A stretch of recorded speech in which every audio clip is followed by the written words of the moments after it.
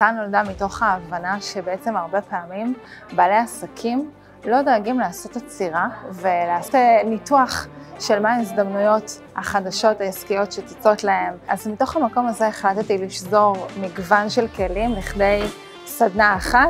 המטרה שלה היא להקפיץ את העסק לשלב הבא ולייצר הזדמנויות עסקיות חדשות. אז הכלי הראשון שאני מאוד אוהבת להשתמש בו זה חקר הצלחות קודמות, שמכיר את ההצלחות שלנו, מה גרם לנו להצליח. הכלי הזה כולל 4 שאלות. שאלה ראשונה היא מה התנאים שהובילו את הסיטואציה שבה הצלחתם להצלחה. שאלה שנייה, איך החוזקות שלכם, מה היה אצלכם שאפשר לכם להצליח באותה סיטואציה. הדבר הנוסף, מה היו הפעולות שעזרו לכם להשיג את היעד, מה עשיתם שם.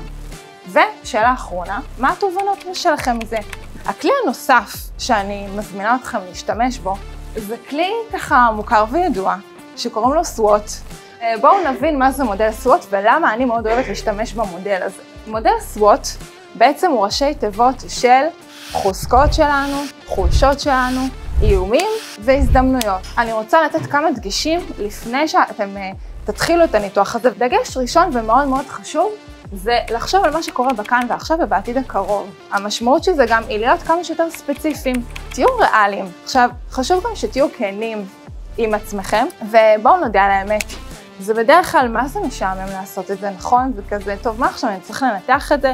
לא כיף לי. בואו תנסו לגייס לזה כמה שיותר מוטיבציה. ואיך המודל הזה נראה? איך זה נראה בפועל? והניתוח הזה, כמו שאתם רואים, הוא בצורה של טבלה. ומחולק הזדמנויות, איומים, חוזקות, חולשות. לצורך העניין החוזקות בעצם מה הייחודיות שלכם בעסק.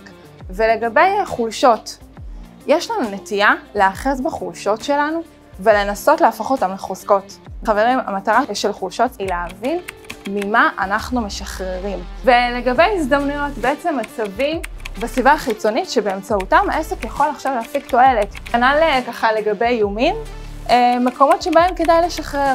השלב הבא והאחרון זה בעצם לבנות מיני תוכנית עבודה שכוללת מענה ל3 שאלות.